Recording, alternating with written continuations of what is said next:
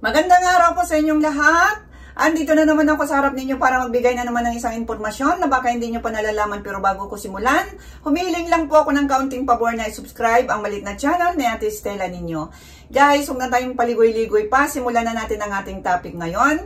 Ang topic natin ngayon ay ang 4 na dahilan bakit hirap makatapos o labasan ang babaeng menopausal o nag-menopause na. So guys, narito ang mga sumusunod, pero bago ko simulan, ang ating video ay pangkalahatang kaalaman lamang at hindi po ito kapalit ng payong medical. Maraming salamat po. So, narito po ang mga sumusunod kung bakit hirap makatapos ang babaeng menopausal. Number 1, pagbaba ng estrogen. Ang estrogen ay responsable sa pagpapanatili ng katas sa bulaklak ng babae. Kapag bumaba ang estrogen, nagiging mas tuyo ito, kaya hindi gaanong sensitibo ang kanyang bulaklak. So, ang ibig sabihin guys, kapag nasa menopausal ang isang babae, ang kanya ding bulaklak ay medyo may pagkatuyot, pero hindi po lahat ng mga kababaihan, no? So, yan po ang number 1 dahil sa pagbaba ng estrogen. Number 2, pagbaba ng daloy ng dugo. Ang sirkulasyon ng dugo sa pelvic area ay bumababa, kaya mahirap ganahan ang isang babae. So, ang ibig sabihin, kapag nasa menopausal ang isang babae, ay pagbaba ng daloy ng dugo na maaari, no? Ang sirkulasyon ng dugo sa kanyang pelvic area ay bumababa, kaya mahirap siyang ganahan, kumbaga. So, yan po yung pangalawa. At ang pangatlo naman, stress at pagod.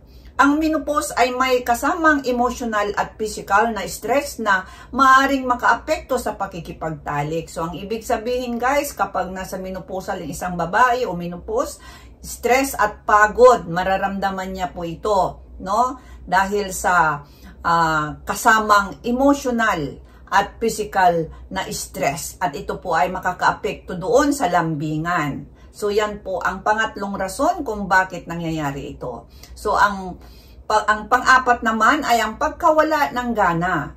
Mababang testosterone levels at iba pang hormonal imbalances ay maaaring magpababa ng interes sa sexual na aspeto ng isang babaeng menopausal. So, ang ibig sabihin guys, pagkawala ng gana dahil bumababa ang testosterone levels na, no? At ito po ay mga pagbabago nga dahil sa kanyang edad o pagkawala ng regla. So, siguro yung hormonal imbalances ay isang salik na nagpababa sa interest ng kanyang tawag dito, yung gana na ibig sabihin. So, yan po yung number 4. At ang mga tips naman para mas mabilis sumirit, no? Ibig sabihin, paano ang gagawin? So, magbibigay ako ng 2 paraan. So, ang una, gumamit ng pampadulas para maiwasan ang vaginal dryness at mapapabilis,